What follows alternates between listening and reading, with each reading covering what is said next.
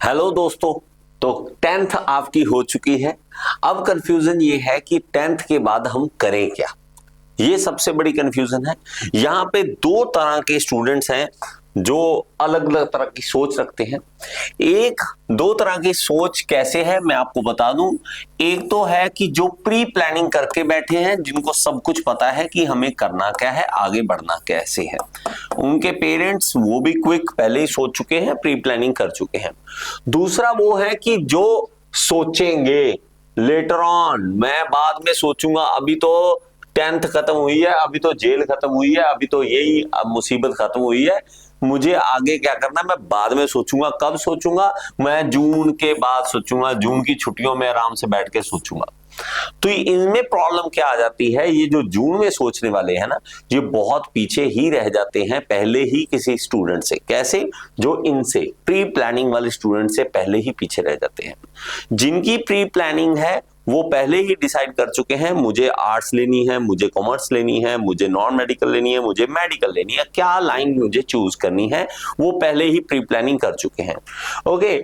और later on सोचने वाले, अब देखिए इनकी क्लासेस जहां भी स्टार्ट होंगी वहां अप्रैल में ये कोचिंग वो अपनी पढ़ाई की तरफ सोचना स्टार्ट कर देंगे। अप्रैल, मई और जून, 3 मंथ ये स्टूडेंट आगे बढ़ चुके होंगे, 3 मंथ ये पहले ही पढ़ चुके होंगे।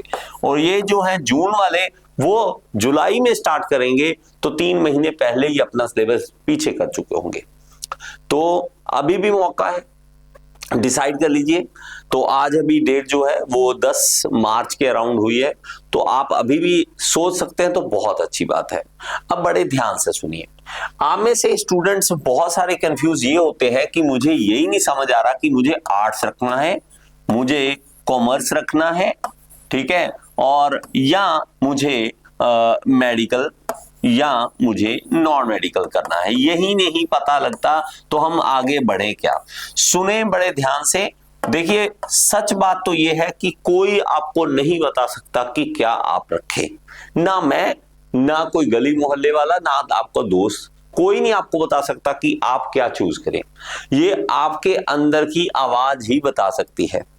दो तरह की आवाज अंदर से उठेगी। एक जो आपको अपना करियर डिसाइड करने में आपको हेल्प कर सकती है।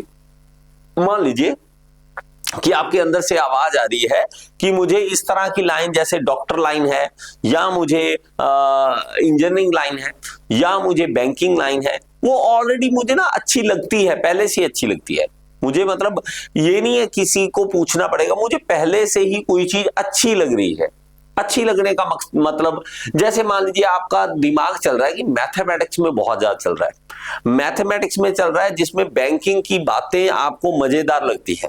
वैसे आपको टेंथ में अभी टाइम लगेगा, लेकिन कुछ ऐसे स्टूडेंट्स हैं जो पहले ही दिमाग में चल चुका है उनके कि यार मुझे ये लाइन अच्छी लगती है, या मेरा गोल पहले से डिसाइडेड है, वो आपको अंदर से आवाज आएगी। दूसरा बात यह है कि आप रिसर्च करें और अभी डिसाइड करें कि आपके लिए कौन सा अच्छा है। रिसर्च किस तरह से कर सकते हैं, जैसे कि अगर आप पायलट बनना चाहते हैं तो पायलट की लाइफ कैसी होती है, पायलट बनने के लिए क्या क्या एजुकेशन जरूरी है, डॉक्टर बनना चाहते हैं तो क्या क्या एजुकेशन जरूरी है, इंजीनियर बनना चाहते हैं तो क्या एजुकेशन जरूरी है, बैंकिंग लाइन में जाना चाहते हैं, सीए बनना चाहते हैं तो क्या आपको जरूरी है, आईएएस ऑफिसर बनना चाहते हैं तो क्या आपको जरूरी है। तो एक रोड मैप आपका तैयार हो जाएगा। उस रोड मैप को आप कॉपी पेन लीजिए और लिखिए। यूट्यूब पे भरपूर वीडियो पड़ी है, बहुत सारी वीडियोस पड़ी हैं, जिसको आप सर्च करके आप अपना करियर डिसाइड कर सकते हो अभी से। इन सारी चीजों को आप खुद सर्च कीजिए, एक एक लाइन को। देखिए एक वीडियो में सारी चीजें एक्सप्लेन करना बहुत ही मुश्किल है। मैं आपको क्या कह सकता हूं कि हमारे पास, जैसे कि आर्ट्स की बात करें, आर्ट्स जो चूज करना है वो आपने अपने नंबर के बेस पे कभी चूज नहीं करना कि मेरे तो 40% मार्क्स आए, मैंने तो आर्ट्स ही करना है। ऐसा कोई जरूरी नहीं होता। किसका दिमाग फिजिक्स में है, किसी का दिमाग आर्ट्स में है, किसी को कुछ नहीं पता। कई बार 90% वाले बच्चे का दिमाग नहीं चलता फिजिक्स में। दिमाग चलना अलग चीज है, रट्टा मारना अलग चीज है, बहुत डिफरेंस है दोनों चीजों में। केमिस्ट्री, बायो, इनको चीजों को समझने के लिए माइंड अलग चाहिए, ना कि मार्क्स चाहिए। तो आप जान के रखें कि हमें आर्ट्स के बाद क्या क्या ऑप्शन मिल सकती है, कॉमर्स के बाद, मेडिकल के बाद और नॉन मेडिकल के बाद क्या क्या ऑप्शंस हमें मिल सकती है। अगर आप में से जो बच्चे हैं कि मेडिकल डिसाइड कर रहे हैं, नॉन मेडिकल डिसाइड कर रहे हैं, ओके, तो उनके लिए कुछ बातें मैं आपको बताऊंगा जो आपके लिए बहुत ज्यादा हेल्पफुल हो सकती है।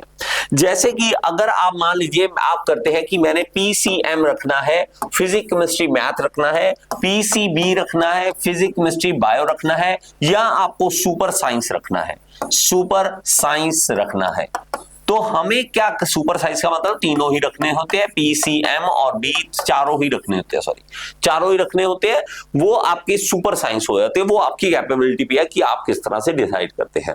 अब इन चीजों में आप बड़े ध्यान से समझिए कि फिजिक्स, केमिस्ट्री, बायो, ये वो स्टूडेंट करें जिनको लगता है कि मुझे जो मेडिकल लाइन है उसमें मुझे जाना है, और दिमाग पहले से आपका क्लियर है कि मुझे इंजीनियरिंग लाइन में नहीं, मुझे मेडिकल लाइन में जाना है।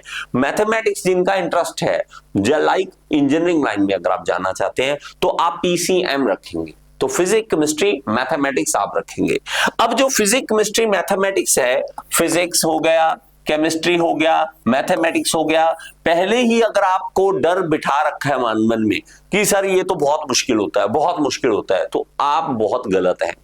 आपको पढ़ाने वाले ने मुश्किल बनाकर आपको समझाया इसलिए मुश्किल लग रहा है, वैसे मुश्किल नहीं है। आपको समझाने के लिए अगर एक्सपेरिमेंट्स नहीं करवाए गए, आपको अगर अच्छी तरह से नहीं समझाया गया, तो टीचर की गलती है फिजिक्स को मुश्किल बनाना। अभी ये यहां पे ऐसा नहीं है कि आपको फिजिक्स मुश्किल बनाया जाए, फिजिक्स को आसान बनाने के लिए वो टीचर की जिम्मेवारी होती है। बच्चे को तो आसान लगने लग जाएगा अगर आपको ये चीज समझ आ गई। अब थोड़ा सा समझ आया। अब देखो फिजिक्स, केमिस्ट्री, मैथमेटिक्स अगर आप रखते हैं तो आपके पास इंजीनियरिंग का ऑप्शन होता है। इसके बाद अगर आप +1 करते हैं, +2 करते हैं, ठीक है, +1 करते हैं, +2 करते हैं, और इसके बाद आप बीटेक करना चाहते हैं, तो आपको क्या करना है, आपको एक एग्जाम देना है जिसको हम कहते हैं JEE का एग्जाम देते हैं, तो आप क्या कर सकते हैं, आप इंजीनियरिंग लाइन में एंटर कर सकते हैं। और अगर आप करना चाहते हैं बीटेक, अगर आप डॉक्टर लाइन में जाना चाहते हैं तो पीपीसीबी आप करेंगे। ये आप +1 +2 में करेंगे। इसके बाद आपको नीट का एग्जाम देना होता है जिसमें आप एक डॉक्टर लाइन में आप एंटर कर सकते हो, आप जो एमबीबीएस है वो परस्यू कर सकते हो अपनी। ये आपको बेसिक नॉलेज दे रहा हूं। आपको अगर मैं कहूं, आप में से कुछ बच्चे कहें कि यार बहुत मुश्किल है, इसको छोड़ो, देखो मन हमें आसान चीज की तरफ लेके जाने को राजी है कि छोड़ यार, पहले ही बहुत मेहनत होगी, घर वालों को कहेंगे कि हम तो आर्ट्स कर लेंगे, हमें कोई दिक्कत नहीं है, हम तो आराम से कर लेंगे, आर्ट्स के ऊपर ध्यान रहेगा हमारा, आराम से पढ़ेंगे, थोड़ा बहुत पढ़ के पास हो जाएंगे, इसकी कोई टेंशन नहीं लेनी, कौन टेंशन ले इसकी। लेकिन एक बात बताता हूं, जो भी एक बात इनको कर लेता है ना, इन दोनों के ऊपर अपना फोकस कर लेता है और पागलों की तरह इनको पढ़ लेता है, वो जिंदगी में कभी मार नहीं खाता। एक चीज जरूर याद रखना, क्योंकि मान लीजिए मैं यहां पे प्रैक्टिस करता हूं, कि 10 मंजिल चढ़ने की प्रैक्टिस करता हूं, मेरे पास प्रैक्टिस है 10 मंजिल ऊपर चढ़ने की। मैं क्लाइंबिंग कर सकता हूं, रोप क्लाइंबिंग कर सकता हूं और 10 मंजिल ऊपर चढ़ सकता हूं। अगर मैंने 10 मंजिल की प्रैक्टिस की है तो 4 मंजिल, 5 मंजिल चढ़ना आसान होगा या नहीं मेरे लिए आसान होगा या नहीं, आप बताओ, होगा या नहीं? कमेंट बॉक्स में जरूर बताना इस बात को कि आसान लगेगा या नहीं लगेगा। ऑब्वियसली लगेगा। आप मुश्किल के लिए तैयारी करो, आसान अपने आप और ज्यादा आसान लगने लग जाता है। आप में से कुछ बच्चे ऐसे होंगे जो कहेंगे नहीं सर, मुझे तो +1 +2 करना तो है पीसीएम, लेकिन मुझे ना तो डॉक्टर लाइन में जाना है, पीसीएम भी कह लो, ठीक है, ना तो मुझे डॉक्टर लाइन में जाना है, ना मुझे इंजीनियर बनना है, मैं क्यों करूं इसको, मुझे तो टीचर बनना है। तो आपके लिए ऑप्शन क्या होता है, इसके बाद आप बीएससी कर लेंगे, अब उसके बाद आप बीएड कर सकते हैं, बीएड करने के बाद आप टीचिंग लाइन में जा सकते हैं।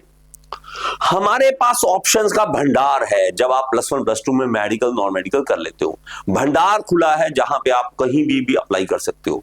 लेकिन अगर आप कहो कि सर मुझे तो आर्ट्स करना है, यहां आपकी लिमिटेड ऑप्शंस रह जाती है। इसके बाद ऑप्शंस बहुत लिमिटेड रह जाती हैं, और इवन इसको अगर आप +1 +2 में इस माइंड को अगर आराम दे दोगे तो सच में ये आगे भी आराम ही करना चाहता है। आज अगर मुश्किल बना लोगे, इसको चैलेंज दे दोगे, तो अपने आप उस चैलेंज को हार्ड बना के अपने आप करेगा। वो चैलेंज हार्ड है, उसको धीरे धीरे करेगा, ट्रेनिंग मिलेगी और धीरे धीरे वही आसान लगने लग जाएगा। अब मैं क्या कहता हूं, नहीं सर मुझे तो +1 +2 कर ली है और मुझे तो नहीं, मुझे तो डिफेंस लाइन में जाना है, तो आप एनडीए की तैयारी कर सकते हैं, तो आप एनडीए में भी जा सकते हैं। आपको ऑप्शंस की आगे भंडार मिलेंगे। आपको लगता है कि नहीं सर मुझे तो +1 +2 जो है नॉन मेडिकल मैंने कर तो लिया, नॉन मेडिकल कर तो लिया, लेकिन बीटेक की ना फीस बहुत ज्यादा है। बीटेक जो है बहुत महंगी है, बहुत फीस बहुत ज्यादा है। अगर मैंने मेडिकल कर लिया, मान लीजिए मेडिकल कर लिया और एमबीबीएस में गया, वहां पे फीस बहुत ज्यादा है। एमबीबीएस वहां पे गए और इनकी फीस बहुत ज्यादा है, मैं नहीं कर सकूंगा।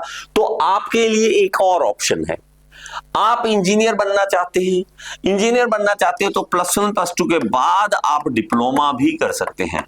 आप ये क्या है डिप्लोमा, ये डिप्लोमा होता है जूनियर इंजीनियर एग्जाम के लिए, जूनियर इंजीनियर एग्जाम के लिए। दो रास्ते हैं इसके, दो रास्ते हैं। अगर आप डायरेक्ट करेंगे 10th के बाद भी डिप्लोमा होता है, डिप्लोमा 10th के बाद भी होता है, लेकिन हम कभी इसको प्रेफर कम करते हैं। क्यों? स्टूडेंट ऐसे को प्रेफर करते हैं जिनको चैलेंज लेना दिल ही नहीं करता, चैलेंज लेने का। वो तो +1 +2 नहीं करेगा, 10th के बाद सीधा डिप्लोमा कर देगा। 10th के बाद सीधा डिप्लोमा करो, आपकी 3 साल का डिप्लोमा है, आप जूनियर इंजीनियर बन जाएंगे, आप आराम से ठीक ठाक सी सैलरी लेके जिंदगी अपनी चला देंगे और आपकी फीस भी यहां पे कम लगेगी।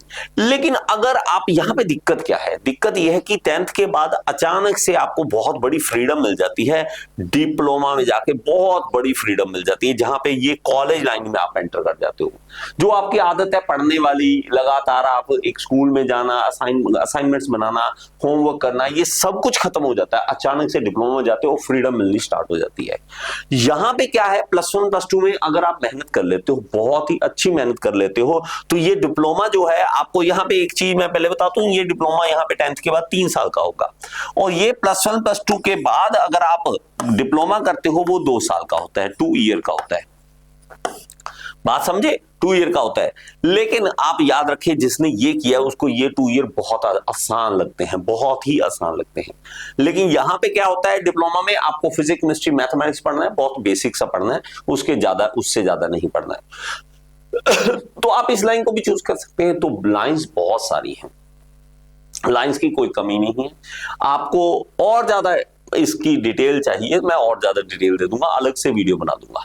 लेकिन आपको एक चीज याद रखना, आपको ये जो चूज करना है कि +1 और +2 आप कोशिश करें तो अपने इंटरेस्ट के अकॉर्डिंग ही करें। आर्ट्स बहुत अच्छी बात है अगर आप आर्ट्स करना चाहते हैं, लेकिन आर्ट्स का मतलब यही होता है कि कला, आपके हाथ में अगर कोई कला है, आप क्रिकेट, फुटबॉल, आप कोई ब्यूटिशियन या कुछ अच्छा किसी आर्ट में माहिर होना चाहते हैं, किसी काम में माहिर होना चाहते हैं, तो आप आर्ट्स रख सकते हैं।